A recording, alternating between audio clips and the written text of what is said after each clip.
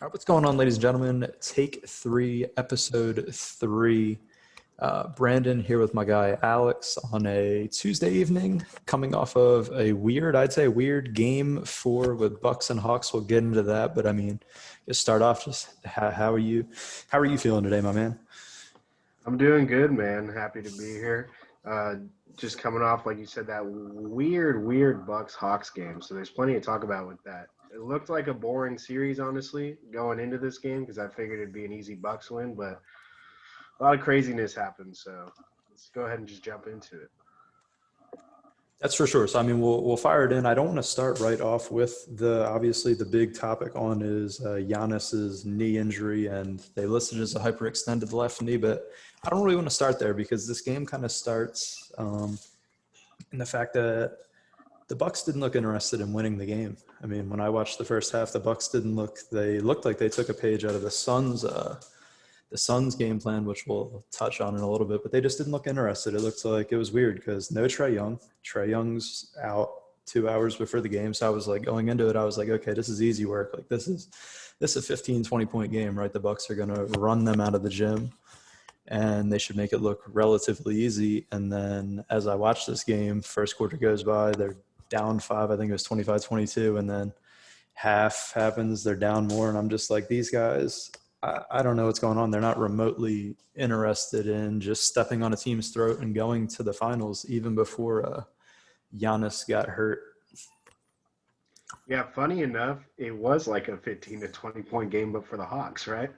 So yeah, going into it, you have the Trae Young injury, like you said, it's announced 2 hours before, and then I think the line moves from -6 to like -9, which makes sense to me. And I think the general consensus and thought is that the Bucks are gonna just roll and then go on home to with a 3-1 lead, ready to close it out. I mean, no Trae Young. This Hawks team even like a playoff team over the course of a season? Probably not, but they played well. Lou Williams, like he's older vet now, coming off the bench normally, but he got the start for Trey, scored 21 points, and then the Hawks just looked way more interested. Even like the Giannis injury is unfortunate, but that was in the third quarter. Like they were already losing at half. They lost wire to wire. The Hawks won wire to wire. They took it from the very start, and like it's honestly disappointing to see because like the East has lined up perfect for the Bucks this year between the Nets getting hurt, clearing their demons from last season, and sweeping the Heat. It really feels like this was kind of a Bucks year, considering they're like the only team in the playoffs before the Giannis injury, unfortunately, that were like completely healthy. Now we're looking at a 2-2 series, and I don't know which star can play first, Giannis or Trey. So like I really don't know heading into these last 3 games what's really going to happen. Yeah, I mean, you sit back and look at it, it's a best of 3 series. They're going to go back to Milwaukee. I'm going to be very, very honest. I guess we can jump into it. I don't think Giannis plays the rest of the series. I don't think if they somehow miraculously win this, I don't think he plays the rest of the playoffs. I mean, I saw the injury when it happened. It was weird. I thought right on the spot it was a torn ACL. I was like, he's done. Like, this is pretty simple. That's what I was going to ask. You think it's an ACL? He was laying on the ground screaming, and then he kind of gets Mm-hmm. up and he goes in the tunnel, and he comes back out of the tunnel, and everybody's like, I'm like, is this dude really about to come back in the game? And it's like, Budenholzer's crazy enough. Like, that guy looks like he has everything that he bet his entire estate on every game. He's sweating, looks like he's pulling hair out, losing hair. But so when I was like, there's no way he's going to put him back in. And then obviously he went back to the tunnel. But I don't know if it's an ACL, to be honest. I'm not any type of medical professional. I mean, the couple of reactions that I saw on Twitter, I believe it's from Pro Football Doc. I usually follow him when it comes to any type of injuries. He's usually on the spot. He sees the video, somebody will send him. And he said it looked good that he could have avoided an ACL, but he said he's going to be done for this series and the playoffs. So, I mean, yeah, it turns into a best of 3. And, I mean, obviously, I think Trae Young, if he doesn't come back, I think he'll come back in game 5. I mean, I'd say he was probably close to coming back and being available for this game 4. So I think, I mean, it shifts massively. I'm interested to see what the line looks like, but I'd have to favor the Hawks, I would say, easily. Even with a hobbled Trae Young, they seem like, I mean, as we said going into this, they're a gritty team. Like this is a game that they shouldn't even have been in really without Trae Young, and they're willing to grind and battle, and they never give up. That's one thing I see out of those guys. With Kevin Herter, as you said, Lou Williams finds a way to chip in. Danilo Gallinari's firing. Even Bogdan Bogey was out there with a bad knee. He was hitting some shots. It just seems like they're always out to prove something. The Hawks are definitely a gritty team, and they're definitely deeper than the Bucks. Like you said, you just listed all those players. They definitely just feel deeper. But like, I don't know, without Giannis, the Bucks play at a much faster pace, and all of a sudden you're going to have Middleton, Lopez, Holiday, Tucker, like all of them are going to be jacking up threes, and they do have home court advantage in the best of three. So like, I think it still goes 7. And if it goes 7, game 7, you never know what can happen. It's in Milwaukee. I mean, Chris Middleton showed that he can ball out and play. That's the frustrating part about Chris Middleton. We got like 35 points last game or something ridiculous, and in this game he goes 0 for 7 from 3 and just 16 points in a game where they really needed him. Yeah. So it'll be interesting to see. I don't want to count out the Bucks. Even if Trae Young comes back and he's like in full form and he's giving you 30 and 10, I don't know, because Giannis slows down the pace for him. And yeah, he's huge defensively, and you really can't replace an MVP like that. Like, he's massive for the team. However, if I'm trying to look on the upside for the Bucks, you can push pace like crazy now and get a lot more shots up. And if they're hitting them, they're hitting them. But the issue is you're playing a Hawks team that wouldn't mind pushing the pace and shooting up the three. So it's like, I don't know if you want to get into that style of gameplay. It kind of reminds me of like the first round matchup between the Mavs and the Clippers. In the first 2 games in LA, the Mavs stole both. It felt like the Clippers were doing like shooting a ton of threes and playing fast pace into the Mavericks' hands. And I kind of feel like the Bucks could be like, it's like a double-edged sword there, picking up the pace and shooting more, because you're kind of falling into the Hawks' hands between Herter and Bogdan and Trae, just jacking them up. So I really don't know if I'm going to pick the best of 3 here to go to the NBA Finals. I'm going to lean on the home team, the Milwaukee Bucks, still in 7. But I don't feel confident in that. I would not bet on that. It's a tricky situation. But I would just go with the home team. I think they can surprise us and get it done. Unfortunately, we've seen so many injuries this playoffs. It's been a little disappointing. But I would lean the Bucks. It's super weird. I mean, that confidence level in that Bucks pick, that's a Budenholzer confidence level. Like, it didn't seem it's not great. It didn't seem very confident. I mean, if you're gonna ask me to pick a best of 3, I think it's done in 6. I don't know what mentality, what is the, I don't know how is that locker room gonna feel that they're watching Giannis go down and then they get thrashed even when he was out on the court. And then I mean, home court, you can say the role players, but it's like, what role guy? I mean, it's going to be Bobby Portis, Bryn Forbes, Pat Connaughton, like the who's who of guys. If they're giving Jeff Teague minutes because he got into the game today, they're done. Yeah, that's what I'm saying. We're firing in some Jeff Teague minutes, and it's like I don't trust Mike Budenholzer to adjust a game plan, because if you're going to up the pace and you're going to go fast, the Hawks are going to love that, right? They're going to be able to get out and run. Trae Young likes to run, draw those fouls.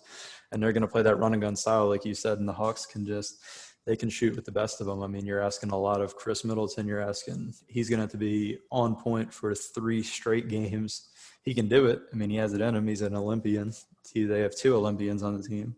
They both didn't really play like it tonight. But I would just say, I mean, with Budenholzer's track record, no Giannis, I'd have to go. I think it's done in 6. I would say the Atlanta Hawks take the next 2 games, close them out, wrap it up, and then I don't even know what you do if you're the Bucks after that. If I'm being honest, I don't know if Budenholzer can even come back. Yeah, you made it a step farther, but a Giannis injury happened. It's kind of weird. It's unfortunate. Like, if he gets fired, it's like he hasn't been great the last few years in the playoffs, but like he had the run this year, but then there's a Giannis injury, so it's kind of an out. But if like you're the front office, do you just kind of take it as an opportunity to get rid of him?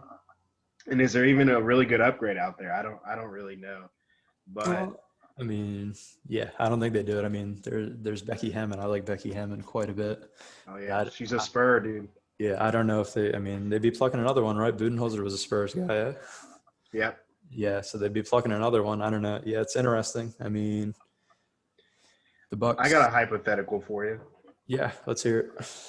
So the Clippers had an unfortunate injury as well, but their head coach has pushed all the right buttons. They've gotten Paul George playing great. They got the other guys contributing at a high level on the road in Utah, in Phoenix. If Milwaukee had Ty Lue and he could push the buttons, would like if they had Ty Lue instead of Budenholzer, would you feel good about the Bucks in the last 3 games? I don't know if I'd feel great, but I'd give them a better shot. I mean, I pretty much shit on Ty Lue quite a bit at the beginning of the playoffs. Said he's lucky to be in the spot he is because LeBron gifted him a ring. And then Ty Lue, I mean, I think he's 10-2 all time against elimination. I think he has like the best record as a head coach against elimination. And yeah, I mean, I'd give them a better shot, right? I think Ty Lue knows how to adjust. He figured out that matchup in the Utah series where he said, we'll throw Terrence Mann out there. And if Rudy Gobert is never going to come out of the paint, we'll take our shot there. He just seems to find a way to adjust and pull the right strings. So yeah, I would definitely give them, if they had Ty Lue over Budenholzer, I would give them a better shot. I can't say, maybe I'd say it'd go 7. And then as you say, game 7 in Milwaukee, anything can happen. So I would give them a way better shot than with Mike Budenholzer. I would assume you would say the same. I mean, Yeah, I just thought it was an interesting like hypothetical, but yeah, I'd give him a better shot. I mean, there's really no reason to have confidence in Mike Budenholzer. It's not just this playoff run; it's the last like 2 playoff runs before this as well. yeah, it's just what they're going to war with. I mean, late in the game, Clint Capella, I think somebody said he broke his nose, but he can wear a mask and he'll be out there. But yeah, it's just Mike Budenholzer gives you no faith, and it's like, can I trust Chris Middleton to be on and Drew Holiday to be on for 3 straight games? Because that's what it's going to take, right? They're going to have to play their best basketball for 3 consecutive games, and then still probably get somebody like a Brook Lopez or a Bobby Portis or Bryn Forbes to fire in 18 to 20 points to give them that extra scoring, because we know what the Hawks can bring. We know, I mean, when Trae Young gets out there, even if he's not scoring, he'll get you his 15 points and he'll find a way to get you 15 assists and get the other guys going as well. Right, So, and you're losing about 30 at 25 to 35 points from Giannis, and that's yep. massive to make up. And you And know it's the Hawks' night when Clint Capella makes a fadeaway behind the backboard like shot clock swish. Like dude's throwing in park shots. Yeah. So, I mean, yeah, the Bucks are losing 25 to 30 points, rebounding, defense. They're losing so much, and they're going to be asking so much of guys. But I mean, as we usually come on here, I mean, it could be tomorrow. They'll say Giannis is okay. He put some ice on the knee. He'll be ready for game 5. And then it'll be another inaccurate take from us. But I mean, any closing thoughts on the Bucks or the Hawks? no, not really. Not with the injuries. It's like a lot of question marks. I'm like leaning towards Bucks, but I wouldn't be surprised if the Hawks taking in 6 or 7 or the Bucks in 7. I just don't know. I was hoping I could go into this episode and talk about the resilience of the Bucks after halftime being like coming back and everything, but man, that it just did not work out. That's what I thought going into this night. I was going to say we're one Bucks win away, and they're going to the NBA Finals, and Giannis is finally going to get that stage. And I won't even bring up the free throw thing. That was kind of depressing to watch. I mean, they were counting the numbers, and that guy was firing up. He couldn't even hit the rim. I mean, I guess I could say Ben Simmons hits the rim, but we won't even go there. All right, let's swap over. We're out west. I mean, game 5, Clippers Suns. It was another team that, I mean, the Suns, they go back home. They're a win away from the finals. Everything is in their backyard. And the first half was the Marcus Morris game, to be honest. He led all scorers at half with 20 points. I was like, you know, this is a weird game if that guy's leading all scorers. But I mean, yeah, the Suns just didn't seem interested either. I don't know. They didn't have the urge. Paul George did his thing. That man went out. Reggie Jackson seems like he wants to secure another bag this offseason because that guy's all of a sudden balling out. But it was weird. DeMarcus Cousins showed back up. I mean, he gave him 15 points in 11 minutes. That's crazy. And it's even without Zubac, right? I thought no Zubac. I was like, this is an 8 and eats game. They don't really have a big, and they're just going to get torn up.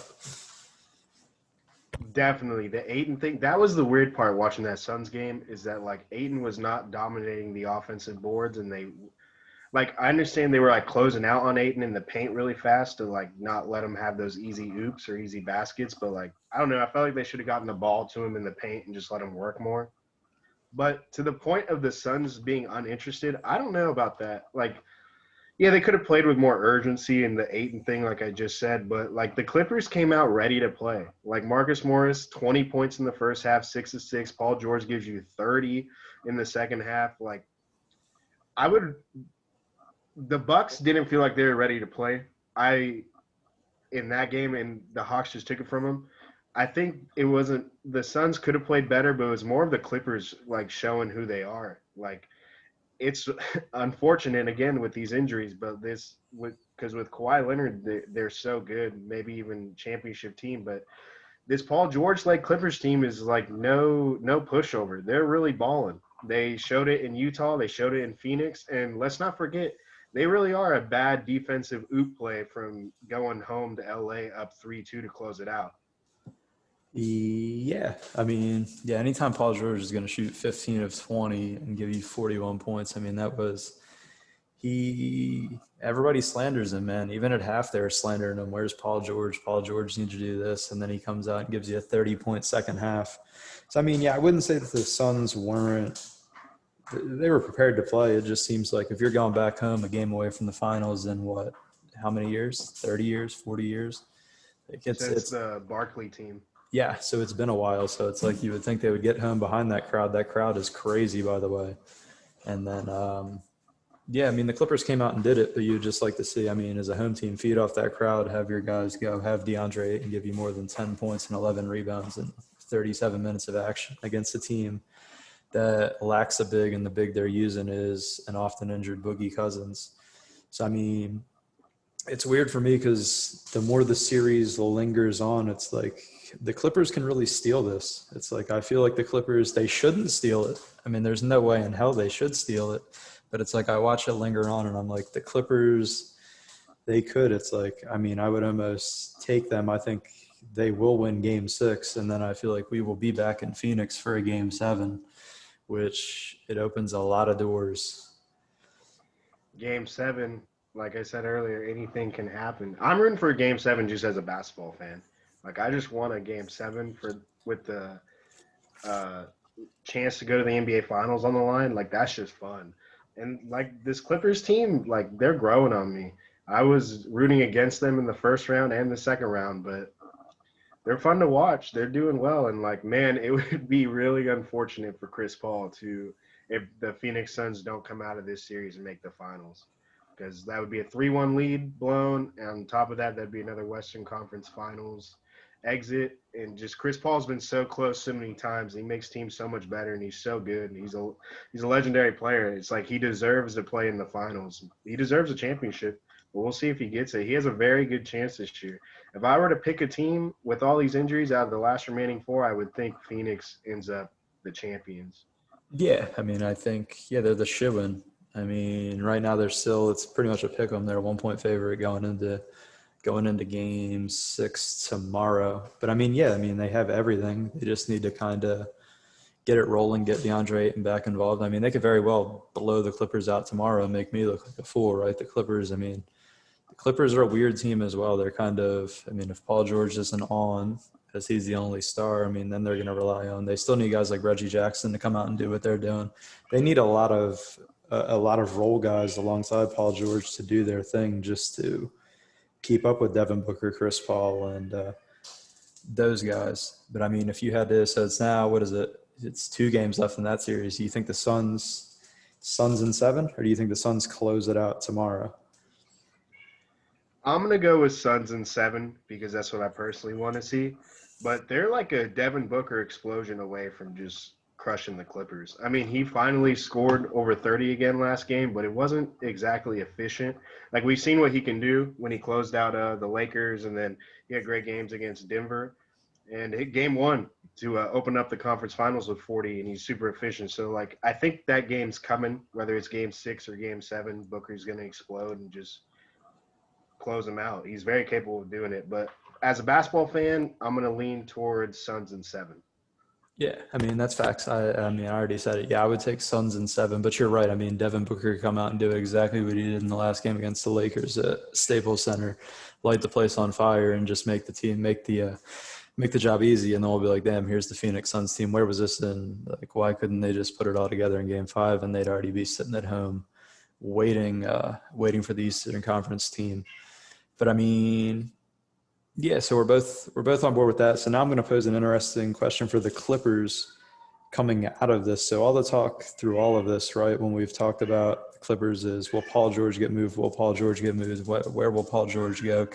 They're bound for a split up. But now I have an interesting that I heard is, would the are should the Clippers explore moving on without Kawhi Leonard, who's going to be 30 years old? The body's more like 36 years old. I mean, he's honestly in basketball years older than LeBron, if not at least the same. I mean, he's been beat up. And it's like, I watched this Clippers team, and they're maybe not overall better, but the team kind of flows better. And it allows Paul George to be, I'd say, more free. He's way more free without Kawhi Leonard. So should the Clippers look to move on or kind of let Kawhi Leonard explore his options, as he has a player option going into free agency? If you were leading that front office, what would your move be with that?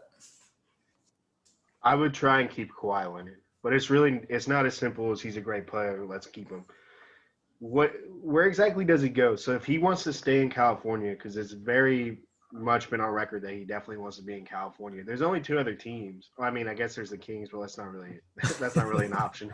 There's only There's 2 other two teams. You got the Los Angeles Lakers, which cap space and contract wise, I don't know how that's going to work. And then you have the Warriors, which I think will come back with vengeance next season, but that's a different topic. But like in order to be on the Warriors, there's got to be a sign and trade of something between like Clay and Draymond. There's just too many big contracts there. And I think Kawhi Leonard's best chance is the Clippers. He's got a good head coach, what he wants. He's living in Los Angeles with his family. That's what he wants. He has a team that's built around him, a championship contender, and he's a star. I don't know where he goes to have a better option. And, like, coming off this injury, I don't know if other team – his value is probably not as high. It's still high because he's Kawhi Leonard. But his value is probably not as high because, like, there's always the chance of, like you said, his body's really beat up. Like, does he come back as the same Kawhi Leonard? And I would assume the Clippers would have the most confidence out of any other franchise since that's where he's been and that's their guy as of right now. If I'm the Clippers, I would try and get him back because after this, let's say they lose to the Suns, you feel like you were the injury away that like you would probably win the championship. If I'm the Clippers and I lose to the Suns, I would think we should have been champions. Let's try and get Kawhi Leonard back healthy just in time for the postseason. Like, don't even worry about regular season play at all next year. So, also, if you lose Kawhi Leonard, where do you go? Because Reggie Jackson, I believe, is going to be a free agent. He's going to garner quite a bit of money. As I say, Reggie's searching for another bag. I don't know. One team that's been rumored a lot that I've been hearing is Miami. That apparently he has a relationship with Jimmy Butler and they're buddies, and I don't know if he would actually Reggie Jackson. No. Kawhi Leonard. Leonard in Miami. Yeah, Reggie Jackson. I was gonna say what? No, Kawhi Leonard's been floated to Miami. I don't know if that's even a real thing, if that even has a remote possibility of happening. I mean, obviously Pat Riley's wild. If it was even remotely on the table, if Jimmy Butler, one hell of a defensive team. Yeah, I mean, if Jimmy Butler comes to Pat Riley and says Kawhi Leonard wants to be here, go get Kawhi Leonard. I think it would ultimately happen. But yeah, it's weird because it's like they kind of shelled out so much to bring those two guys together in LA and to just break that up. And it's just an interesting topic because he's beat up. And he's obviously not here at the end of this playoff run with another kind of a weird injury it's kind of like a body breaking down injury. I don't know. He's kind of had those throughout his career, even when it ended his tenure with the Spurs with whatever it was, a thigh bruise or something. Like I don't even know. A thigh bruise keeps Zaza Pachulia. Yeah, it's kind of weird that ended his tenure there. But yeah, I mean, if you're the Clippers, obviously you're going to gun to – you have Steve Ballmer, like you're getting a new arena. you're not going to want to shell out everything for 2 years of Kawhi Leonard, no championship, build a new arena. And then what are you pitching? You're pitching Paul George and the boys. And then, yeah, as you said, the two LA teams, I mean, it gets weird. I don't know what the Warriors could do. I mean, they have the 7th pick and they have James Wiseman. I don't know. I haven't done any trade machine or any crazy thing to even think if they could pull something off. But I mean, would that even interest the Clippers? I don't think so. So it's I don't just think that's enough. James Wiseman in the pick, it doesn't feel like it's enough. no. And I don't. if I'm the Clippers, I'd like you just get so much worse without Kawhi Leonard because like Paul George has been great and this team's on a good run, but they're in the playoffs already. Like, what's it look like without them all to go through the full course of a season? Do you even get home court advantage in the West? And the Reggie Jackson thing I think looms large because he's giving you 20 plus points a game, and if he doesn't re-sign, if he's not there next year, that's a big hole to fill. Especially if Kawhi Leonard's going to be hurt. Exactly. Yeah, I mean, yeah, they need to find a way, I guess, I don't even know how many games Kawhi Leonard played this year, but they got to find a way to manage it, whatever team gets him. I mean, obviously, if a Warriors thing was being floated, it'd kind of be even a Warriors or a Heat thing. It's kind of would be floated that Kawhi has told the Clippers, I'm not coming back. And then you're kind of at that point, if the 7th pick and James Wiseman gets the deal done, it's like you're either taking that or you're taking nothing. But I don't even think, I mean, I obviously think he'll probably be back with the Clippers, but it's like just an interesting thing to float because the fall guy has always been Paul George, but it's now like we're watching this run and Paul George is doing all this stuff and really keeping the team afloat and keeping the team relevant. And I mean, push this series to 6 games when I thought they were probably doomed. It's just interesting, kind of just a hypothetical as well. Do you think a Miami Kawhi Leonard team can win the East in a championship? Because I feel like the Warriors with Kawhi Leonard could definitely do it. But Yeah. could Miami? I mean, Miami would have, I don't Let's even know say what the they have roster would look Jimmy, like. Bam, Leonard, and then you get to keep like a couple of your shooters. I don't think that beats like a healthy Brooklyn team still. No. They have the defense. I mean, I don't know. Yeah, obviously, I'd probably favor Brooklyn if all 3 of those guys are there. Like, I mean, that's a trio that can give you 90 points and make it look relatively easy as they do it. They wouldn't have, I mean, they'd both be in similar situations with no role guys. But if we're just going flat off of the better overall, the team I'd go with, yeah, probably the Nets. But I mean, they would definitely be, I'd have to It'd be a say, series. yeah, or they'd be a close second because we don't know what the Sixers are going to look like. So it's like, it's a move that Pat Riley would do, though. I know if it was on the table even somehow, and we'll definitely see how it plays out if he'll even opt out. He could just opt in, take his $36 million, come back next year, play, and then the following year see what it looks like. So it's Yeah, it's all about how he recovers from the injury. We don't know if he's the same player. Then I mean, we don't even know what the injury is, right? Like nobody, they keep saying knee sprain and they keep just ruling him out game by game. It's like, he's probably out for the season, I would assume anyway. So it's like, I yeah, I mean, think he definitely is. I think they're just being secretive. I think he's probably out for the start of next season, to be honest. that's what I'm saying. He was in the press box. That was weird. I'm like, aren't they usually like a vocal guy on the team's down on the bench? LeBron's hurt. LeBron's probably down on the bench. Anthony Davis is hurt. I mean, same, you've seen it with Kyrie, KD. It's a weird situation when they pan to him. It is like they're trying to keep it under wraps and not, I guess, not show the leg or not show anything of how he's moving at all. Like, right, if he's down on the court, you'd be able to see how he's moving and see if he has a limp, and then yeah, he's done. But I mean, Yeah, I read something about him not trusting the team medical staff, and then like I know he has his own medical staff and his own guys in place that he trusts that he likes to listen to. But if that is true and he doesn't trust his medical staff, then he ends up. This is like the end of the Kawhi Leonard era. And with the Clippers, that'd be 2 franchises that he's kind of had injury problems with and then disagreed with them and kind of forced his way out. So I don't know. It's going to be interesting to see. yeah, I did not hear that. That's weird. I know he has like the Uncle Dennis medical camp or whatever, the Uncle Dennis's hospital, or I guess whatever you want to call it. But yeah, I did not hear that he doesn't have trust in the Clippers. And I mean, if that's 2 teams, if it's the Spurs who have a pretty damn good track record with Tim Duncan, Ginobili, Parker, all those guys, and then now the Clippers who seem like a functioning organization. I mean, they have Jerry West up there. I would assume they function just fine. I would say that it might be a Kawhi Leonard problem. It might be an Uncle Dennis issue, and he's getting micromanaged a little too much by Uncle Dennis. He might trust the Clippers. Who knows what's real and not real with some of these news reports. Yeah, I mean, it's something to go in the offseason with. It's like, I mean, I'm assuming it'll be something that Jerry West in that front office, they even explore is what will our team look like without him? What is our relationship with Kawhi Leonard? They got to figure it out right there. But I mean, they're a champion. Would you give Kawhi Leonard to Portland if you could get Damian Lillard? And have Kawhi and PG, and I can't even answer that. Probably not. I mean, if Kawhi Leonard can come back and play and we know what Kawhi Leonard is, I probably don't. Because I don't know if Damian Lillard, like to the Clippers, we don't know if that, like Damian Lillard if he somehow got to the Lakers, that's like an overwhelming, like that's a championship team. I don't know if you X out Kawhi Leonard out of the picture and put Damian Lillard in instead, and then Reggie Jackson's gone, I guess. Yeah, he'd definitely be gone if you get Lillard. I just don't know if that gets you to the title, because they're a title or bust team, right? Like that's the mode they're in when they gave away X amount of picks and Shai Gilgeous. Dame doesn't exactly play good defense, so I don't know how much better they really would be. It's just an interesting thought. They'd just be a pure offensive team. They'd be like what they are now, just with another scorer, I would assume. And no, you just wouldn't have Reggie Jackson. You'd have Dame giving you 30, 35, 40 if he wants. But I mean, I've no more on the playoffs. If you have anything else to close out with. No, Suns in 7, Bucks in 7, maybe. Yeah, and then I'm with you as well. Suns in 7, and then I said the Hawks are taking it in 6. They're going to win the next 2. Giannis will not play.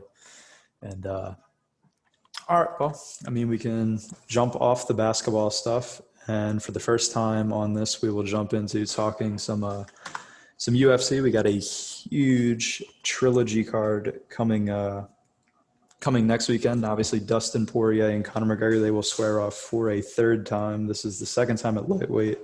The first time was at featherweight. And I mean, I'm hyped for this one. I think it's definitely one. It's a legacy fight, I would say, more so for Conor McGregor than it is for Dustin Poirier. Dustin Poirier is more of like a grind guy, and if he was to lose this, he would still be around. But it's like, if Conor McGregor loses this trilogy fight, it's like, is that the last time we see Conor McGregor in the octagon? He says a lot of bold stuff, like this is his fight season and he's doing a 3-fight season. But I mean, let's be honest, Conor McGregor only cares about cash and checks, and if he loses another one and loses 2 straight to the same guy, the allure of Conor McGregor, he'd still sell pay-per-views, but it's like the allure and the guess the mystique of this guy kind of fades off. Oh, I totally agree. I think this is actually a huge fight for McGregor. Like, I think he really needs to win, and hopefully win in like a dominating fashion. I don't know. Poirier is very good. I wouldn't be surprised if he wins the fight. But like for Conor, I think it's just very important. And he sold his whiskey. He's like very, very well off. So it's like he doesn't need to fight. He's got the wife. He's got the kid now. It's just interesting to see. I hope he comes out ready to go, because like the last fight was a little bit of a disappointment, because heading into the Dustin Poirier, the second match, he was coming off the Cerrone fight, and that was just a quick, let's see, it says 40 seconds. Yeah, it was a quick knockout. And I figured he was going to go in and, well, beat up Poirier, but he got beat up. So it's like, I think it's a very important fight for Conor. Now, if he loses, and he could still draw pay-per-views, because like everybody knows the name Conor McGregor. He's huge. Like, it brings the name Conor McGregor is just like Floyd Mayweather. It brings in like casuals for pay-per-view fights. So he could easily still fight and sell the pay-per-views. But I don't know if he wants to do that if it's not at like the highest level. You can always box Jake Paul. I mean, he's one of the better fighters on the planet. If you want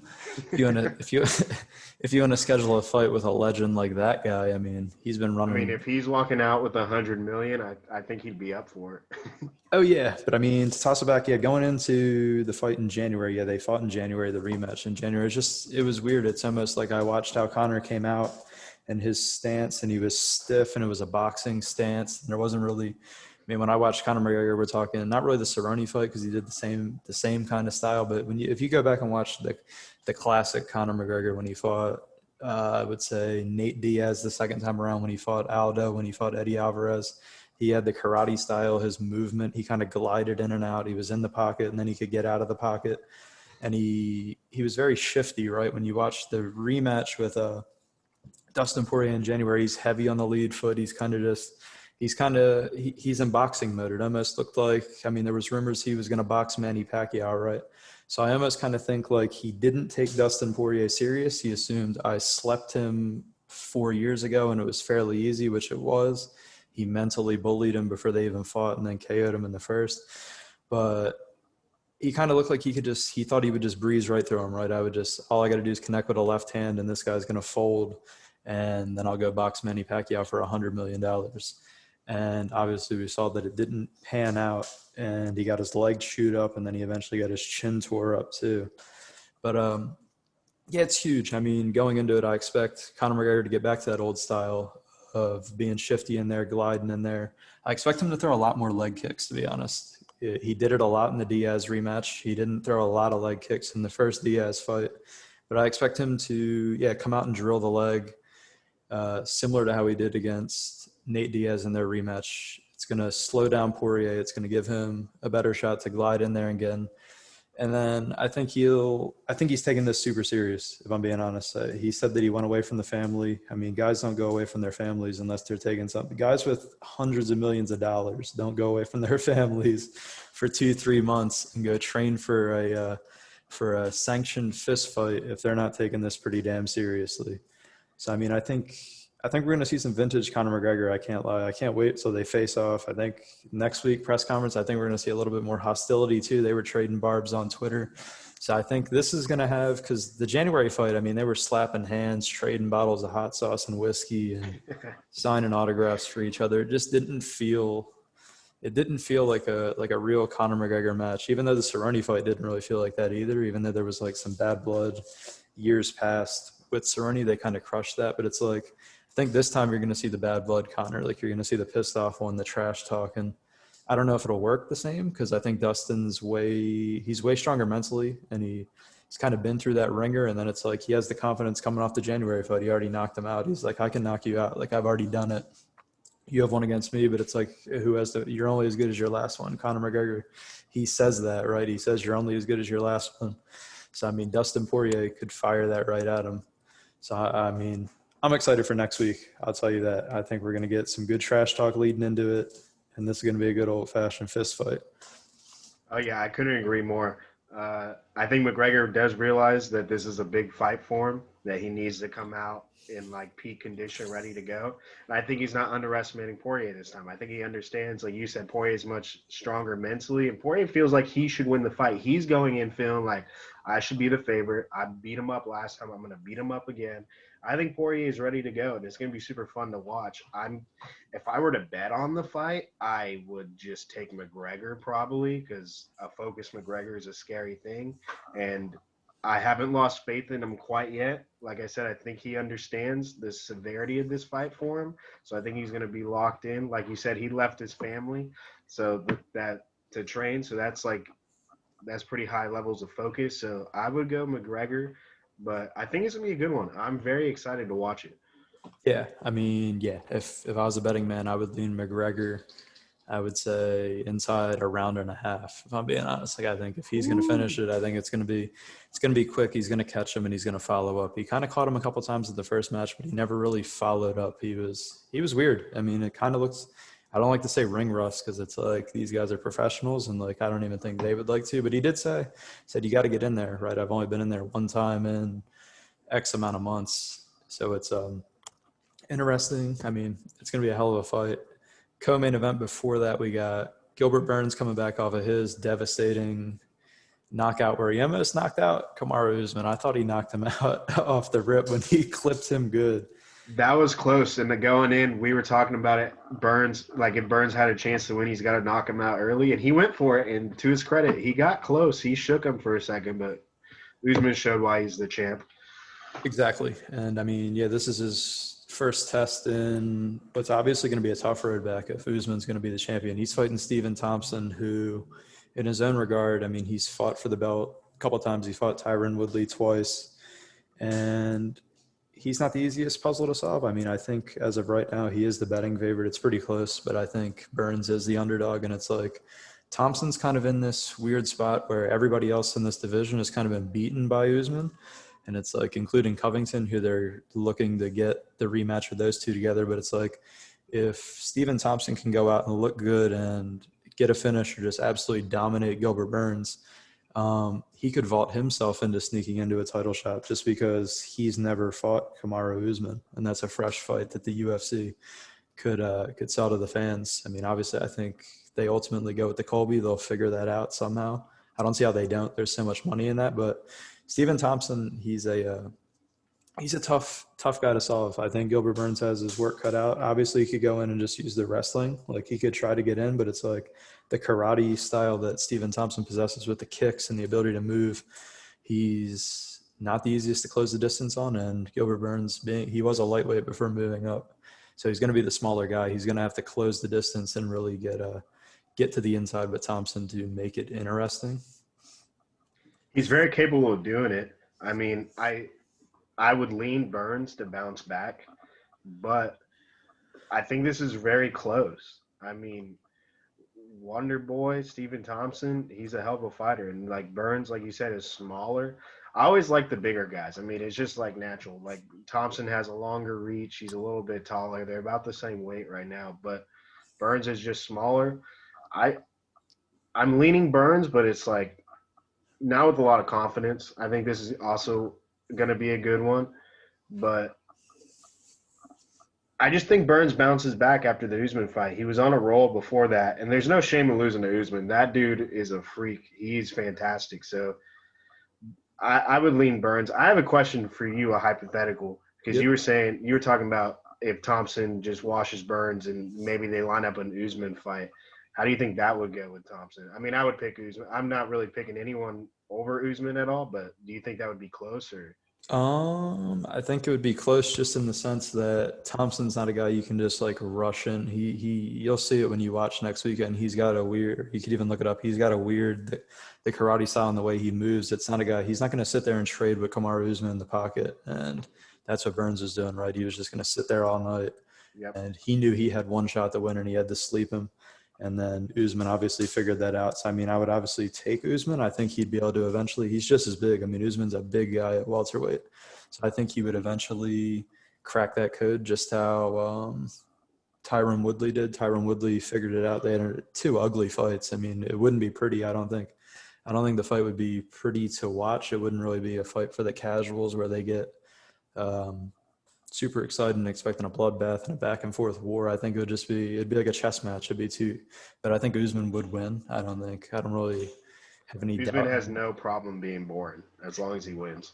Yeah, that's what I'm saying. Usman doesn't care. I think he would figure it out. His striking has been getting better and better. And then obviously he has the grappling and the cardio. So it's like Usman could go for days. And I just don't think Thompson has enough tools. He has tools to frustrate Usman early, but I think Usman has a good enough team and he's smart enough to make the adjustments for a fight like that. And he would ultimately figure out that puzzle. But I don't think Burns figures it out. I think Burns being smaller, he's going to have a tough time cracking the Stephen Thompson code. And I don't think Thompson gets a title fight, although it'd be an interesting one if like Colby Covington prices himself out, which Colby Covington's kind of a jerk, I'm not going to say the other words. The other words, they're not too friendly. But I mean, he could easily price himself out, right? And then Dana White and the UFC just say, "F you, we'll roll Stephen Thompson or Usman," and have no problem. I mean, they'll sell some pay-per-views, but I mean, they'll just stick it to Colby. Yeah, Dana has no problem saying no if you want too much. Like, he does not care. Yeah, I just think the Usman Covington fight makes too much sense, and then Thompson would go somewhere else. He'd have to pick up another win in order to secure the fight, because I don't think he'd be somebody that just sits there and waits for Usman. But I mean, that's really it. We got Greg Hardy. I mean, I think Greg Hardy gets washed pretty quick. I hope so, dude. Not a Greg Hardy fan. Nah, Tai Tuivasa is pretty good. He's not really great, but I mean, he's definitely a step up from the guys that Greg Hardy's been fighting. So, I mean, I think he gets washed. Sean O'Malley's fight, he was supposed to fight. I guess his guy just dropped out. Uh, so he's without an opponent on a week's notice. Who knows if he will fight? I love watching him fight, though. He always comes out there with something to prove. O'Malley's super entertaining to watch, and it's unfortunate that that fight dropped because that was. I mean, I think he was like minus 300 or 400, rightfully so. I figured he was going to win in a dominating fashion, but I'm always interested in seeing that. Exactly. Um, I mean, that's really it. I mean, I'm not going to go down the prelims. That's not really. I'm not a prelims guy, right? Like I'm a guy. I'm going to get to the big stuff and talk about the big stuff. I mean, we covered that. We talked about all the basketball we could really talk about. NFL dry period still. Couple weeks though. I mean, we're getting into July where we'll start hopefully we'll look at getting some division breakdowns and really getting into the nitty gritty. Season previews, some breakdowns. I mean, we just got to sit back. We got best of 3 in the Eastern Conference Finals. We got a 2-game set where we'll see what happens tomorrow night. It's an interesting time in sports, I'd say, with the NBA. It's kind of it's weird with these teams left, and then obviously the injuries. But I mean, any closing remarks as we wrap this thing up? No, not really. I'm just excited for the future. I am ready to get football underway. That's what I'm really excited for. And then this McGregor fight, I cannot wait. 100%. I am 100% pumped for football. Jalen Hurts MVP, Devonta Smith Rookie of the Year. Place the bets now. Just have no fear. Trust me. And then even The Nick Smith one is a lock. Yeah, even Nick Sirianni, Coach of the Year. He will do some special things. Now, but on a serious note, hype for the fights. I mean, it's a good third episode. It was good talking the playoff stuff, good getting into everything. I mean, as always, you can follow us on Twitter at Take3Sports. That link will be in the description. We also are on Spotify. So if you only want to listen to audio only, you don't want to see all these pictures and all this other stuff, you're just an audio only in the car, you can listen to that. We also have a link to the Spotify in the description. I mean, fire out a like, subscribe, drop a comment. If we suck, say that in the comments. That's fine with me. Let us know what we can do to fix this thing up. And as always, we'll be back with another one and continually working on. Thanks for tuning in.